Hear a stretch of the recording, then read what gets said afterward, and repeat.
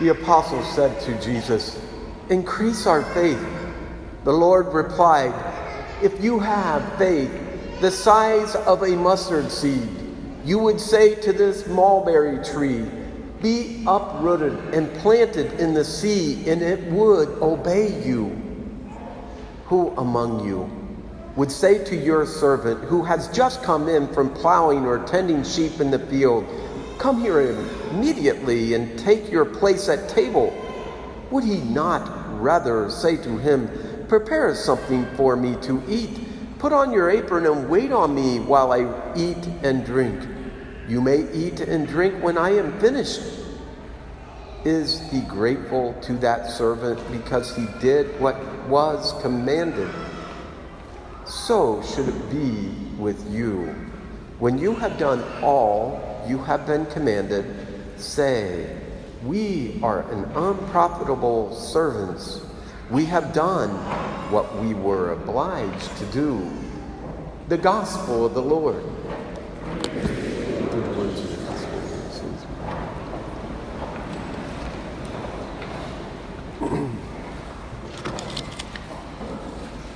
Well, today is the first Sunday in October, and the church designates this first Sunday as Respect Life Sunday.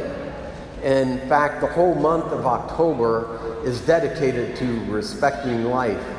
In the back of the church, by the doors out here, you'll see a table out there. Please visit it with brochures for each week. There will be different brochures regarding Respect Life. And these readings today, I think, fit perfectly. We have the theme of faith, and this fits very well with, I think, our Respect Life. I was just talking to Jennifer Cade before Mass, and she was just talking about how that book from Habakkuk, how long, O Lord? And he was surrounded by destruction and violence and all kinds of discord. And when we look at this battle for life, we think the same thing. But Habakkuk stayed with it, and he had faith till the end. And the Apostle Paul says in our second reading, to stir into flame the gift of God that we have received.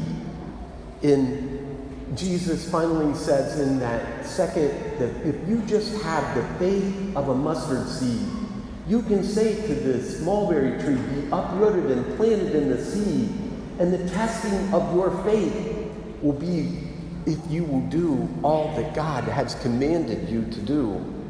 This Respect Life Sunday is our opportunity to do what we have been commanded to do in our fight for life. Faith is so important, and it's not a blind faith that we have.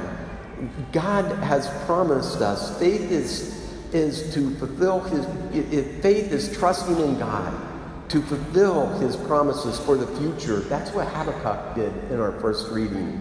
The unseen. Because our faith is based on what God has already done for us in the past. Jesus, what did he do? He proclaimed victory over our sin and death by his sacrifice that he gave us on the cross. God, who is the author and protector of life, God, who is the author and protector of our faith, is with us. The battleground can, as I said, seem impossible, but Jesus said that faith as small as a mustard seed is all we need, and we can win this battle. Life begins at the moment of conception.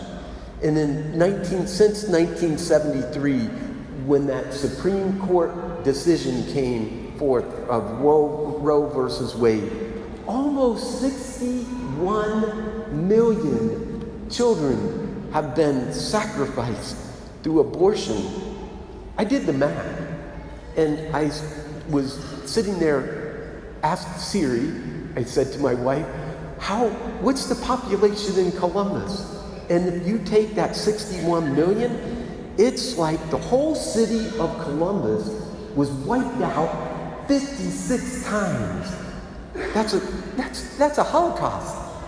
And that's one baby in every 20 33 seconds. And in the span of this Mass that we've had so far, maybe 20 minutes, that means that almost 50 children have been murdered. I love this story of Mother Teresa of Calcutta. When she spoke at a national prayer breakfast in 1994, in the presence of our president and our vice president, both of whom at that time were supported abortion on demand, she fearlessly stood up and said that the greatest destroyer of peace today is abortion, because it's a war against the child. It's a direct killing of the innocent child, murdered by her mother herself. And if we accept that a mother can kill even her own child, how can we tell other people not to kill one another? And Mother Teresa continued after she said that this is not love. This is not love when a mother can kill her own child. And she addressed the fathers and she said to them, she said, the father is told that he does not have to take any responsibility for the child he has brought into the world, but that he can take any type of violence to get whatever he wants. Think about that. The next year, Mother Teresa was visiting a hospital in Boston, Massachusetts, and she went into the sick children's ward, and she took a child with her, and she went down outside in front of the cameras, and very slowly and deliberately she said, if you do this, Jesus said that whoever receives a child like this in my name receives me. We can no longer look the other way. It's going to take all of us to get involved. So how do you get involved? How would you get involved? Well, first I would say that you should pray and sacrifice, and possibly by offering a day of fast for the women who are being tempted by false friends to have an abortion. Our Adoration Chapel would be a great place for you to visit to do this. And pray for the conversion of the doctors and nurses who do this horrific work.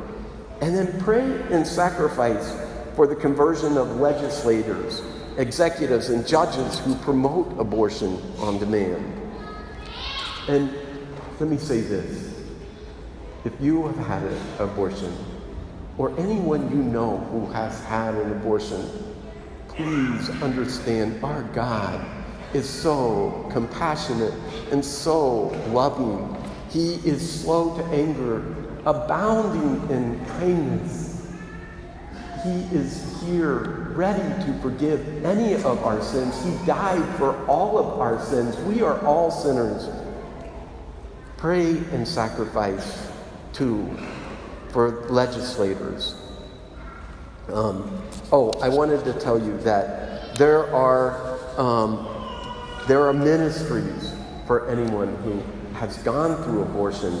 And in the back at our table, you will see like Bethesda Healing Ministry. It's a Catholic Christian ministry of hospitality, healing, right here located in Columbus.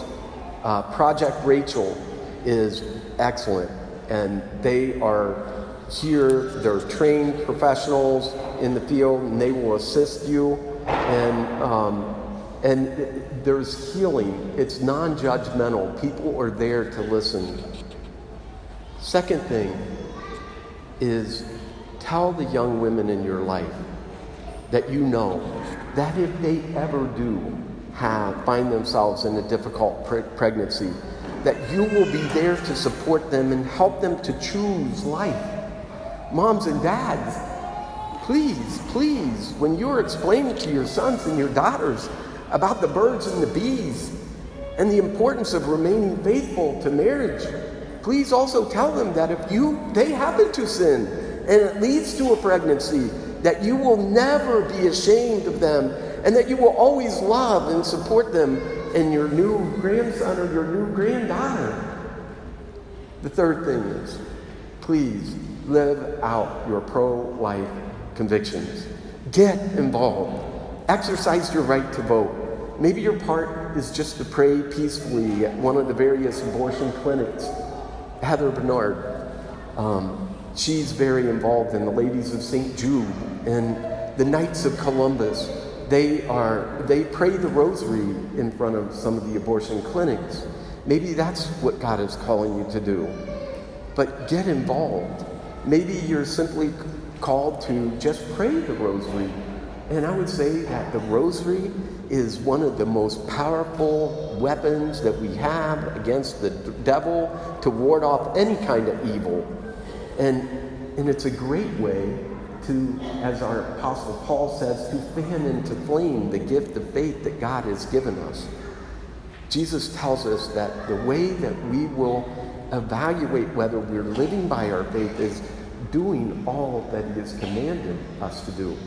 The parable of the mustard seed, that little small seed that grows into one of the largest trees, that small seed in a mother's womb that grows into the most precious gift of life. That is amazing. Hello and good morning.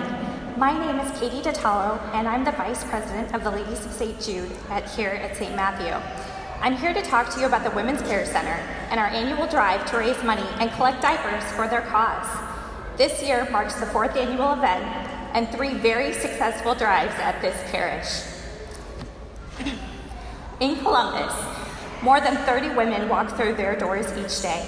7,002 visits were made in the past 12 months. 3,112 women were served in Columbus this past year. More than 2,400 ultrasounds performed, and most amazing, 91% of those mothers chose life for their babies. This is what you're supporting. You help them create families. They not only help women choose life, but they also help them create a life. Moms and dads are encouraged to work hard, attend parenting classes, set goals, and stay in school. You make this happen with your prayers and generosity. This organization runs entirely upon the donations from people like you. Over the last year, 1,985 babies were born to our moms, and right now there are 1,411 unborn babies expected to their moms here in Columbus. This is 97 more than were expected this time last year, and these babies alone will fill more than 73 classrooms of children one day. Last year, St. Matthew donated $7,260 and 6,669 diapers to the Women's Care Center. And to give you an idea, the center donated 34,347 diapers, so our contribution really matters. Let us keep saving and serving moms and their babies right here in Columbus. Please look for people collecting in the gathering spaces after Mass. And next week, we will be collecting diapers, and we'll remind the parish after all those Masses too. Thank you so much for your care and consideration in saving the unborn.